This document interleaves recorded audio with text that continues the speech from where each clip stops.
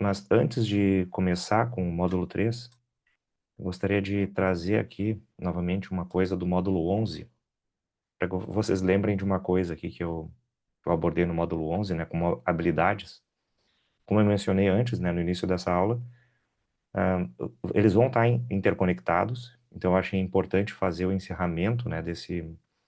Também foi por questão de tempo, né, nós nos estendemos bastante na última aula, mas eu não teria problema em concluir o capítulo 13, né, concluir o módulo 2, mas de certa forma até foi bom deixar a conclusão do módulo 2 com o capítulo 13 para essa aula, para que a gente retome aqui algumas habilidades que nós vamos utilizar nessa aula, tá? E, de certa forma, também é um convite aí para vocês participarem de um exercício aqui de desenvolvimento de um raciocínio mais criativo, de solução de problemas, né, uma abordagem mais enxuta, e que nem sempre vai ser o que o mercado vai,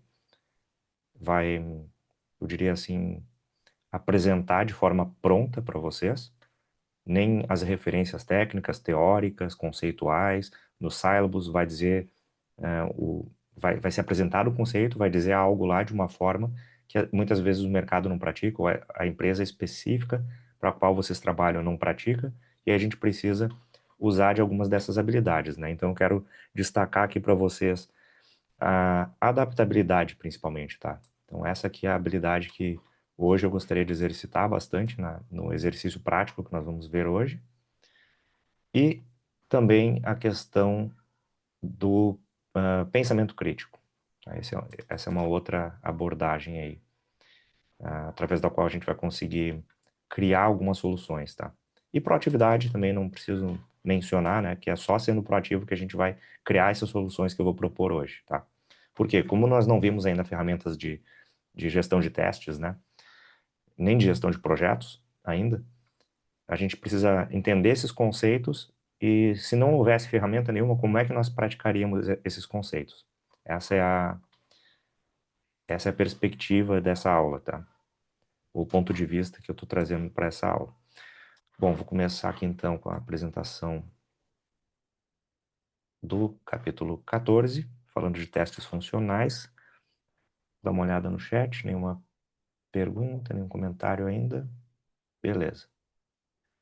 E deixa eu prestar atenção aqui no horário, quando... bom, agora é meia-noite e meia aqui. É. Então, quando for 1 da manhã aqui para mim, que vão ser 8 horas para vocês, a gente faz um intervalo, uma pausa. Vou tentar também, né, vamos dizer assim, sincronizar, né, isso com o encerramento de um capítulo. Bom, sobre os Ok. testes funcionais, né?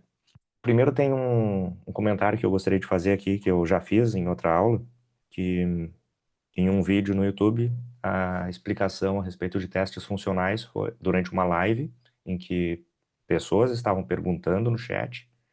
A resposta foi a resposta dada então pela pessoa que estava apresentando essa live foi que os testes funcionais verificam se o software funciona. Ele não está completamente errado, tá? Só que depois quando a gente pergunta, tá, e quais são os tipos de testes funcionais, né? Porque testes funcionais são um tipo de testes, mas existem diferentes tipos de testes funcionais também, né? Como se a gente tivesse estruturando numa ordem hierárquica, né? Então, testes funcionais é uma categoria, mas existem subcategorias, né? Então, eu gostaria de já alertar vocês aí para essa necessidade de entender, né, exatamente quais são os testes funcionais. Não precisa se aprofundar, não precisa ser especialista neles, mas pelo menos entender o que cada um é de uma forma minimamente necessária para poder discutir a necessidade de um ou de outro, né? E aí, conforme houver a necessidade de adoção de um ou de outro, aí a gente pode buscar mais informação e se aprofundar um pouco mais, né? Não precisa saber tudo, sempre, mas é preciso saber o que existe para quando for necessário a gente buscar aprender um pouco mais sobre aquilo que existe. Então, são testes que vão verificar se o software funciona conforme esperado, né? Não está totalmente errado, então a resposta que foi dada nessa live. Mas principalmente é focado em funcionalidades, tá?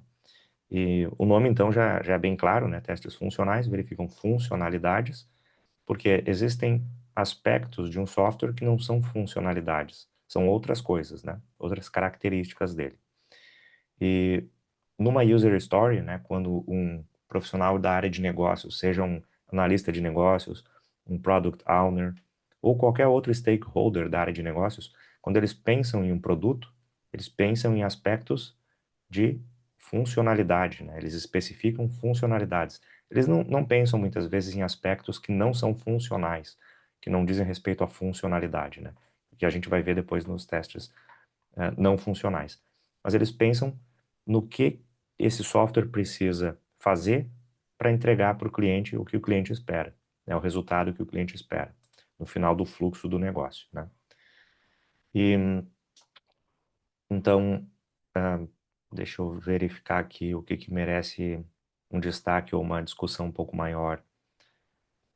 Ah, sim, aqui, ó. Se concentram nas saídas geradas em respostas a entradas específicas e garantem que as funcionalidades estão operando como esperado. Então, eventualmente, eu nem sei o que está acontecendo no back-end, né, no servidor, eu não sei quais são as regras técnicas, né, os requisitos técnicos que foram implementados, eu não sei como é que ele processa as informações, mas eu sei que esse software recebe algumas entradas, essas entradas podem ser informações que eu digito, podem ser cliques, podem ser outras ações que eu efetuo, né? O que eu sei é que para essas entradas, para toda a interação que eu faço com esse software, são esperadas algumas respostas, são esperadas alguns retornos, né? E é isso que eu preciso validar, né? Se essas saídas são as esperadas para aquelas entradas, né? Para todas as interações, todas as ações que eu tomo, eu preciso ter reações do software, e é isso que eu preciso validar, né? Então, as funcionalidades do sistema, novamente frisando, né, que esse é o foco, e essa validação ela é feita de acordo com especificações do produto. Então, nós não vamos pensar aqui nos testes funcionais, o foco principal não é ficar pensando no que a gente acha, no que a gente prefere, no que o software do concorrente faz, né, ou o que o mercado determina como sendo o melhor, né, a ser adotado ou a ser apresentado por aquele software, mas se o software foi especificado de uma determinada forma pelo analista de negócios, é dessa forma que ele precisa se apresentar, né? Quando for liberado pelo time de desenvolvimento. E esses testes são sempre executados do ponto de vista de usuário. Então, é aquilo que o usuário vê, aquilo que o usuário percebe, como o software interage com o usuário, né? Tem uma série de tipos de teste que nós vamos ver agora, que são sempre sob a perspectiva ou o ponto de vista do usuário. Tá? Deixa eu ver se não passei 2 slides aqui. Ah, passei mesmo. Então, os tipos de testes funcionais, eu vou abordar aqui os principais tipos, né? E se a gente for pesquisar em outras referências, se a gente for se aprofundar em CTFL ou em outras referências, nós podemos encontrar outros tipos de testes funcionais. E mais do que isso, eu ainda diria o seguinte: o que nós temos hoje de literatura, de referências técnicas, conceitos, fundamentos, alguém criou, certo? E isso está em constante evolução, né? Hoje nós temos outros tipos de tecnologias mais modernas, temos a inteligência artificial e a qualquer momento a gente pode se deparar com um novo conceito, né? Uma nova teoria sendo criada no mercado e ter a necessidade de atualizar esse conhecimento, atualizar esse entendimento. Ou até mesmo eu diria que nada impede que algum de vocês se depare aí com uma necessidade do mercado, uma experiência profissional de vocês e crie um novo conceito, tá? Eu já participei de uma série de eventos aí da comunidade técnica em que alguns palestrantes traziam ali uma experiência, um case, né? Um exemplo de algum projeto que não era comparável a nada que já existe na literatura. Se a gente fosse procurar nos livros aí, ah, né, eu diria que nas principais fontes, nos sílabos de certificações, e qualquer outra fonte de referência técnica reconhecida no mercado, talvez não fosse ser encontrado aquilo que ele estava apresentando naquela palestra. E, eventualmente, aquilo ali poderia ser adotado por outros profissionais e ser consolidado como um novo tipo, né, de entendimento a respeito de algum conceito. E sobre testes funcionais, eu diria o mesmo. Eu tenho aqui 4, que são os principais, que eu acredito que vocês vão encontrar aí no mercado, mas não se limitem só a isso, né? Fiquem sempre atentos aí. E o mais importante é entender como que eles se caracterizam, né? Por que que esses são tipos de testes funcionais? Porque dessa forma, entendendo o porquê, quando a gente se deparar com outro tipo de teste funcional, que eventualmente não conste em alguma das referências que a gente vai consultar durante essa mentoria, a gente vai conseguir rapidamente reconhecer aquilo como um teste funcional, ou a gente vai conseguir discutir com alguém a respeito daquilo. Então, teste de unidade se foca em partes individuais do código, né? Podem ser métodos, funções, né? E geralmente são implementadas pelo desenvolvedor, né? Quando o desenvolvedor está programando lá uma função ou um método no código dele, ele já vai implementar um trecho de código que é responsável por testar aquele trecho anterior, né? E se a gente pensar em TDD, esse teste é escrito até mesmo antes da implementação da funcionalidade. Então, antes de ele criar um método ou uma função que executa uma funcionalidade que foi especificada pela área de negócios, ele primeiro escreve um teste. E aquele teste começa falhando. E à medida que ele vai implementando aquele método ou aquela função, esse teste vai começar a passar, né? E aí ele conseguiu, então, ah, atingir aquilo que era esperado, que já foi primeiramente implementado em forma de um teste, né? Então é uma atividade que tradicionalmente se atribui ao desenvolvedor, mas algumas empresas têm regimes um pouco mais rígidos aí de segregação de responsabilidades, porém, em outras empresas que são mais ágeis, né, e quando a gente pensa em times ágeis, a gente pensa aí em times multidisciplinares, né, eventualmente essa atividade ela pode ser compartilhada entre os membros do time.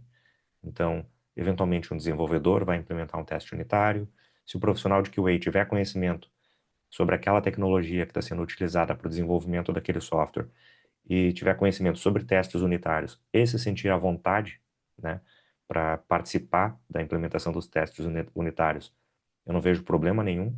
Tem alguns profissionais de QA que problematizam isso, né, e eu entendo isso muito mais como a alegoria da caverna de Platão, né. Eu acho que eu cheguei a mencionar isso em uma aula anterior, não tenho completa certeza, mas eu vou tentar explicar rapidamente. A alegoria da caverna de Platão é um conceito da filosofia, né, que diz que havia uma sociedade que vivia nas cavernas por gerações, né, e não se tinha nenhum tipo de registro a respeito de nada fora da caverna, né, nem na memória, nem nos livros, nem, enfim, nenhum registro daquela sociedade, daquela civilização a respeito da existência de algo fora das cavernas. Então, para eles, aquilo era o mundo que eles conheciam. E aí, um dia, um membro daquela sociedade, né, daquela civilização, saiu para explorar um pouco mais, né, vamos dizer assim, as fronteiras da caverna, e ele achou uma saída. E quando ele saiu, ele descobriu que havia um mundo lá fora. E aí ele voltou, ele pensou da seguinte forma: ninguém na minha sociedade ou né, na minha comunidade nunca soube a respeito disso, e olha o que eles estão perdendo, eles precisam saber disso, eles merecem saber disso. Então eu vou voltar lá e vou contar para eles, vou chamar eles, né, para conhecerem isso comigo. Quando ele voltou, ele foi tratado como louco, né? Todos disseram que ele estava errado, que não existia, que aquilo era uma loucura da cabeça dele, e ele acabou sendo preso, né? Mantido lá, preso como um louco, né? Internado, assim, num manicômio, alguma coisa assim.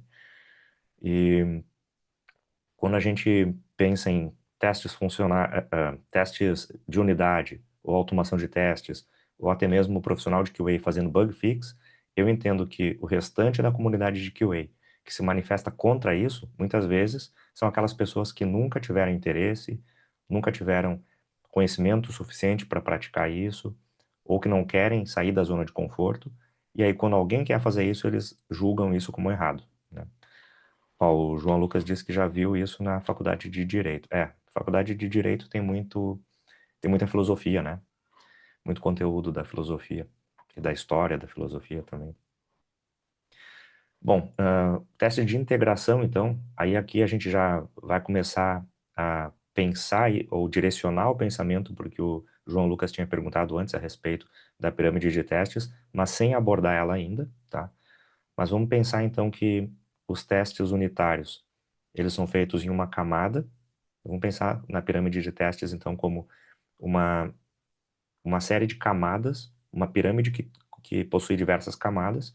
Eu não quero abordar muito de forma aprofundada isso ainda, porque isso vai ser visto depois, de uma outra forma, né? Que eu acho que vai fazer mais sentido. Mas por enquanto, só para ir despertando, né? Ou pelo menos trazendo aqui um conceito ou um assunto que depois a gente vai conseguir organizar da forma correta, mas eu já quero começar a despertar esse tipo de curiosidade ou de pensamento a respeito disso, né? Desde, desde desse módulo ou a partir desse capítulo, né? Então, se nós testávamos antes uma pequena parte do código, um método ou uma função, eventualmente um método vai invocar outro, né? Então, no nosso código, nós temos uma parte do código que vai utilizar outra parte do código. Quando essas partes elas estão sendo testadas conjuntamente, a gente pode dizer que está havendo aí já algum nível de integração entre as partes, né? As partes que foram testadas antes isoladamente, com testes unitários, agora vão começar a ser testadas de forma conjunta, né? Vou começar a integrar elas. E essa integração ela pode acontecer em diversos níveis, né? Eu posso ter integrações em nível de componente, eu posso ter integração em nível de arquitetura, em que diferentes aplicações vão interagir, né? Então eu posso ter uma aplicação rodando no navegador, né, que seria um cliente, fazendo uma chamada para um servidor, que é o back-end, né? Então o front-end integrado com back-end, ou back-end integrado com um banco de dados que tem stored procedures e triggers, acionando essas stored procedures. Então eu posso ter uma série de composições aí de integração entre diferentes partes da aplicação. Que aí quando eu faço esses testes, eu verifico se esses ou módulos, ou componentes, ou aplicações em diferentes níveis da arquitetura estão interagindo de forma correta. Teste de sistema, quando eu tiver, se o meu sistema ele compreende diversos módulos ou diversas aplicações e não estou testando apenas a interação entre A e B, mas eventualmente eu preciso ter A, B, C, D e E. Todos esses módulos, todos esses componentes disponíveis já no ambiente de testes e vou conseguir executar, né, fluxos de teste ou fluxos de negócio, né, mais abrangentes, eventualmente completos, né? Aí eu já vou começar a falar de teste de sistema. Eu vou avaliar o software de uma forma mais abrangente, né, como um todo. E não, eu não vou dizer que eu concordo 100% com o restante dessa frase, tá? Mas para esse momento eu acho que ela é adequada, dizer que garantindo que todas as funcionalidades funcionem de ponta a ponta. Por quê? Teste de sistema nem sempre é de ponta a ponta, tá? Eventualmente o meu negócio, ele tem um fluxo que é de ponta a ponta.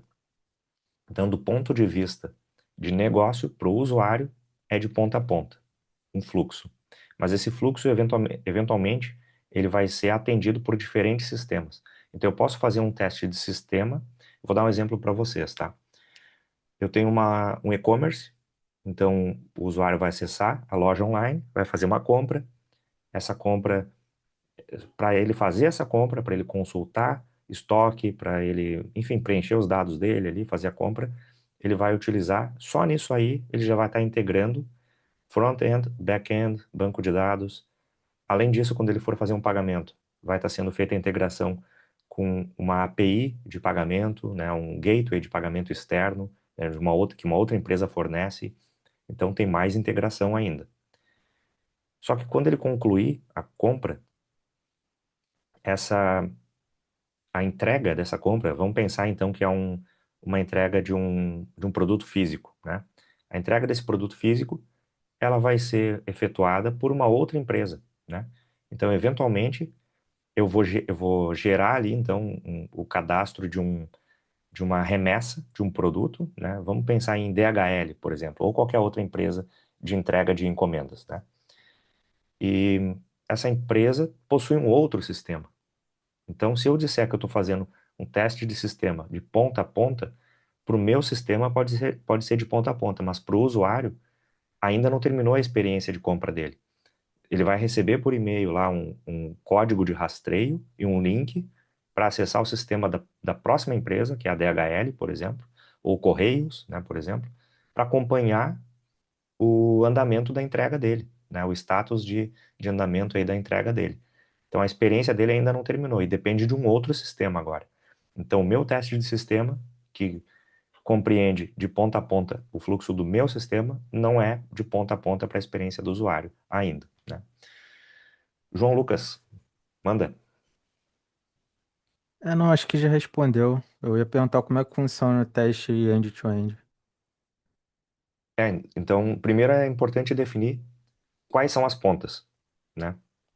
E sob a perspectiva de quem? Se eu estiver falando só do meu sistema, eu posso dizer que foi de ponta a ponta. Só que, eventualmente, o fluxo de um negócio pode depender de vários sistemas, né? E agora, trabalhando em um banco, em um programa que está fazendo a adequação de normas regulatórias que envolve diferentes sistemas, inclusive sistemas externos, né, como o exemplo que eu acabei de mencionar.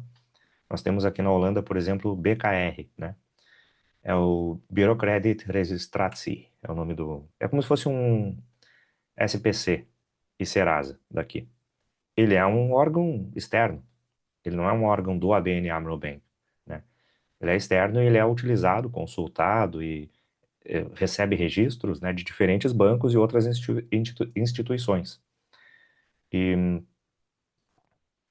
o sistema deles é outro, não é o mesmo que nós desenvolvemos e que nós testamos. E, eventualmente, a avaliação, eu trabalho na área de risco de crédito, né?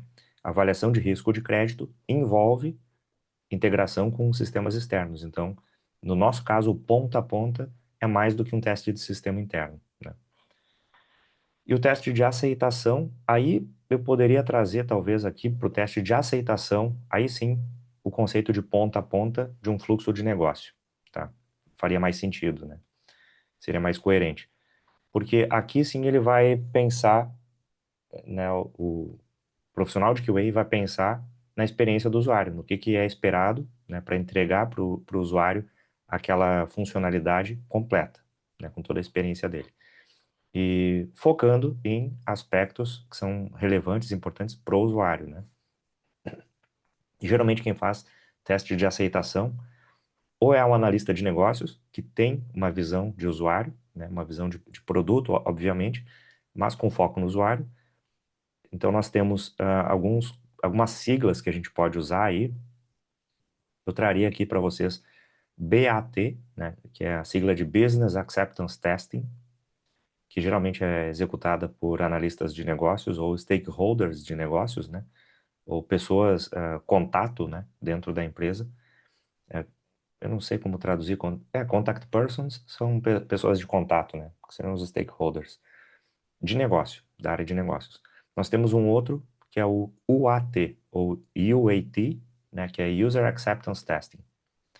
E aí já depende de aceitação teste de aceitação por parte do usuário. Então eu vou ter ali um representante do usuário, ou existe um conceito também de usuário altamente qualificado, né, que não é um usuário final propriamente dito, uma pessoa que vai acessar o meu sistema e comprar e que não tem nada a ver com o projeto, né, ou com a empresa que está desenvolvendo, mas ele vai ser uma pessoa que não necessariamente tem conhecimentos de TI, ou de testes, ou de negócios, mas ele entende daquele tipo de negócio especificamente. Por exemplo, se eu estou criando uma aplicação para ser utilizada por operadores de caixa em um supermercado, né, aquele sistema que eles utilizam, eu preciso de alguém com experiência naquilo. Então pode ser um operador de caixa com muita experiência, pode ser um gerente ou um supervisor de um mercado, né? Essa pessoa que tem experiência sobre o negócio e que pode dizer se aquela aplicação é adequada para que ele consiga desempenhar as atividades dele, né? Então esses são alguns tipos de testes funcionais. Eu acredito que a gente vai conseguir encerrar esse capítulo, sim, até a 1 hora, porque esse é o último slide, que é sobre os testes, a importância dos testes funcionais, né? Antes da gente avançar para o próximo capítulo, onde nós vamos abordar os testes não funcionais. A gente já discutiu bastante aí, né, explicando alguns tipos, né, de testes funcionais. Acho que já conseguiu se explicar por si só, né, para alguns desses tipos de testes, qual o tipo de importância que cada um deles tem. Mas eu acho que vale a pena a gente frisar um pouco, né, alguns desses aspectos aqui. Por quê? Se um programador está codificando lá, está programando uma função, um método, e ele comete um erro, ele esquece um ponto e vírgula em alguma tecnologia que precise disso, ou esquece a indentação em outra tecnologia que também necessite de indentação, né? Ele vai quase que instantaneamente perceber isso, né? Ele vai ter um alerta, vai ter um warning, né? Um, um erro, né? Apresentado pela IDE, né? Pelo ambiente integrado de desenvolvimento que ele está utilizando, ou no momento em que ele for compilar, ou no momento em que ele for fazer deploy, rodar lá na pipeline de continuous integration e delivery, né? Então ele vai conseguir detectar isso. O problema é quando não existe um erro de implementação técnica, mas existe um erro de negócio. E aí, através dos testes funcionais, que a gente vai perceber que a forma como aquela aplicação está funcionando não corresponde com o esperado, né, com o requisito que especificou aquela funcionalidade. Então, eles vão ajudar na detecção de problemas que não puderam ser detectados em uma etapa anterior, né? Eu até diria que, pensando naquela habilidade que eu mencionei antes, da proatividade, por exemplo, se a gente conseguir criticar, né, e criticar não é um conceito pejorativo, novamente, né? Quando a gente está fazendo reuniões de conception, reuniões de ideation, que são reuniões em que está se pensando sobre a funcionalidade, o analista de negócios ele está conceituando ali, né, ou concebendo a funcionalidade, escrevendo as user stories, depois refinando com o time. Se o profissional de QA conseguir participar desses momentos, ele já pode começar a tentar fazer ali algumas simulações, alguns exercícios de raciocínio sobre aquela funcionalidade e ele consegue identificar algumas inconsistências já, através de alguns questionamentos que ele vai fazer ali para entender um pouco melhor aquela funcionalidade. Existe aquele conceito também do rubber duck, né? Que aqui na Holanda, principalmente, é muito comum, muito popular, aquele patinho de borracha amarelo, né? E existe uma técnica para desenvolvimento que é, quando o desenvolvedor está com dúvidas, antes de ele perguntar para um colega, ou antes de ele ir pesquisar no Stack Overflow, ou usar a inteligência artificial, muitas vezes ele consegue achar a resposta sozinho. E aí uma forma de ele encontrar a resposta é ele formular a pergunta, ou explicar o que ele está fazendo para alguém. Só que ele não precisa tomar o tempo de alguém para isso. Então, a gente tem essa brincadeira aí, que é bem famosa, né? Que é ter um mascotezinho, pode ser um patinho de borracha, ou pode ser qualquer outro personagem aí, para quem gosta de aqueles, acho que são action figures, né? Que são aqueles bonecos, né? Geralmente personagens aí de desenhos animados ou de filmes, né? A gente explica então para um personagem, eu posso explicar aqui para minha cachorra, para os meus gatos, por exemplo, né?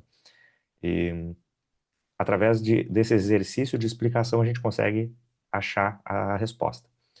Mas muitas vezes não é possível, aí a gente precisa avançar um pouco mais e começar a utilizar aquela aplicação, né? Exercitar ali alguns fluxos de uso, né, daquela funcionalidade para detectar esses problemas.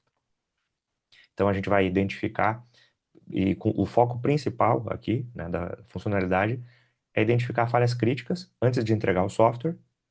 Por quê? Se eu tenho diversos tipos de testes funcionais, eu poderia deixar, por exemplo, para o teste de aceitação. Só que aí eu teria um comprometimento aí da imagem de confiabilidade desse time de desenvolvimento. Se eu deixasse sempre para o meu stakeholder achar os defeitos depois, né?